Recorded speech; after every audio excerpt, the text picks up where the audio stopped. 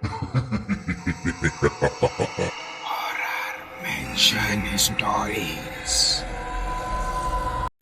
तो गाइस, आज मैं आपको इस हॉरर मेंशन स्टोरी चैनल के माध्यम से अपने साथ घटी 16 साल पुरानी एक सच्ची घटना बताने जा रहा हूँ, जो इस प्रकार है। गर्मी का महीना था। उस टाइम मई की स्कूल की छुट्टी पड़ने वाली थी। एलिक तब 5वीं कक्षा में एक मामूली सा बच्चा था, जिसकी जिंदगी में सिर्फ स्कूल से घर और घर से स्कूल। टाइम मिला तो पार्क में खेल लेता था, वो भी अकेले। उस दिन भी वही हुआ। सुबह से शाम तक की भाग दौड़, फिर ढेर सारा होमवर्क और रात को देर तक जगकर एलिक मैथ्स के क्वेश्चन को सॉल्व कर रहा था। रात के करीब 10:30 बज रहे थे।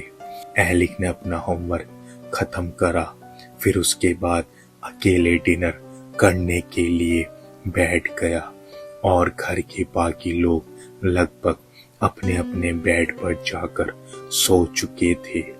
एलिक भी पूरे दिन स्कूल और होमवर्क से इतना थक गया था कि बिस्तर पर लेटते ही उसकी आंख बंद हो गई।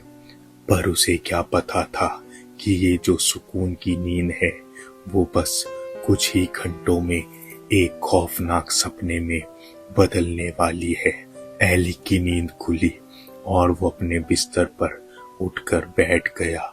एलिक ने अंधेरे में अपनी आंख मली और सीधा दीवार पर लगी घड़ी की तरफ देखने लगा, तो उसमें रात के 1 बज रहे थे और पहली बार पूरे घर में एक ऐसी खामोशी थी जो एलिक ने पहले कभी महसूस नहीं करी थी।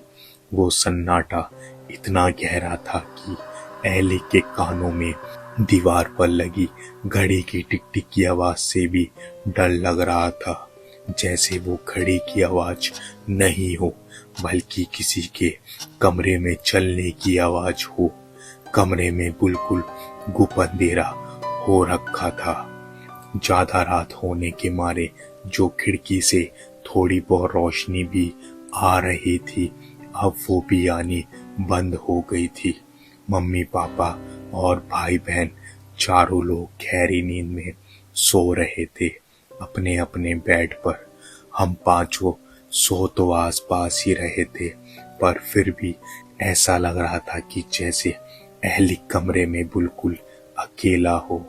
एलिक भी चुपचाप लेट गया और लेटे लेटे छत की तरफ देखने लगा। तभी अचानक उसके शरीर में एक सरसराहट दौड़ उठी। तभी एलिक ने महसूस किया कि उसके सिरहाने से कोई चीज बहुत तेज से गुजरी हो। वो कोई हवा का झोंका या कोई रोशनी नहीं थी, बल्कि उस चीज के गुजरने से एलिक को एक भारीपन सा महसूस हुआ और फिर एकदम धप से आवाज आई, जैसे कोई भारी चीज फर्श पर आकर एकदम से खड़ी हो गई हो। उसे देखते ही एलिक के रोंगटे खड़े हो गए। हालांकि एलिक उसे डर के मारे ढंग से देख नहीं पाया कि वो क्या चीज थी। बस उसे हल्के से एहसास को देखकर उसकी हल्की सी चीख निकली और उसका दिल बहुत तेजी से धड़कने लगा। उसे लगा कि शायद क्या पता घर वालों को उसकी वो चीख सुनाई दी हो और वो उठ गए हों, पर ऐसा कुछ नहीं हुआ। एलिक ने बिना कुछ सोचे समझे तुरंत अपनी चादर उठाई और अपने मुंह को पूरी तरह से ढाक लिया। मई का महीना, उबलती हुई गर्मी और ऊपर से वो मोटी चादर ढका हुआ मुंह। कुछ ही देर में एलिक पसीने पसीने हो गया। उसे अब चादर के अंदर से सांस लेना भी मुश्किल हो रहा था, लेकिन डर इतना था कि चादर हटाने की हिम्मत नहीं हो रही थी।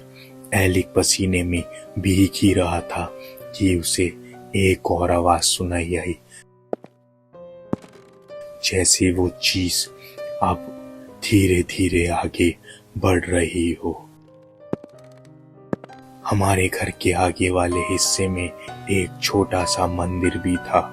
एलिक को साफ सुनाई दिया कि जैसे कोई चीज मंदिर की तरफ जा रही है। फिर एक ऐसी आवाज आई जिसे सुनते ही एलिक चादर के अंदर लेटे लेटे कांप गया। वो आवाज ऐसी जैसे कोई चीज मंदिर के पास माचिस जलाने की कोशिश कर रही है। एलिक को साफ साफ सुनाई आ रहा था जैसे कोई मंदिर के पास खड़ा होकर माचिस जला रहा है। एलिक ने अपनी आंख कसकर बंद कर ली और बस बिना आवाज करे प्रार्थना करे जा रहा था। और बस डर के मारे एलिक के मुंह से एक ही शब्द निकल रहे थे, भगवान बचा लो, प्लीज भगवान बचा लो। और एलिक पूरा पसीने पसीने हुआ था और वो बहुत देर तक इस हालत में ही चादर के अंदर रहा। कुछ देर बाद जब लाइट आई तो अब पूरे कमरे में रोशनी थी। उसने हिम्मत करके मुंह से चादर हटाई और कमरे में चारों तरफ देखा तो कोई नहीं था, सब कुछ नॉर्मल था। पापा मम्मी अपनी जगह सो रहे थे और दरवाजा बंद था। एलिक ने घड़ी देखी, सुबह के 4 बजने को थे। एलिक अपने बिस्तर पर उठकर बैठा और सोचने लगा कि कैसे उसने वो 3 घंटे उस चादर में काटे। एलिक का गला बिल्कुल सूख चुका था। उसने डरते डरते किचन में जाकर पानी पीने के लिए गिलास उठाया तो डर से कपकपाहट के मारे उसके हाथ से गिलास नीचे गिर गया। उस गिलास की आवाज से मम्मी और पापा की आंख खुल गई। वो घबराकर बाहर आए। एलिक उन्हें देखकर रोने लगा और उनको रोते रोते पूरी बात बताई। पापा ने हर कोने में चेक किया पर कुछ नहीं मिला। उस दिन के बाद भी कई बार रात को लाइट गई, गर्मी भी हुई, सन्नाटा भी हुआ, लेकिन वो माचिस जलाने की आवाज, उस चीज के सिरयाने कूदने का एहसास फिर कभी महसूस नहीं हुआ।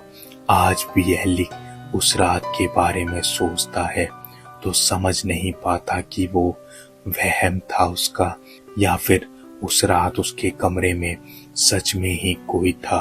तो गाइस, जिस तरह एलिक ने अपनी स्टोरी शेयर करी है, अगर आपके साथ भी कोई ऐसी दुर्घटना हुई है तो कृपया आप भी अपनी स्टोरी हमारे इस चैनल के थ्रू शेयर करें।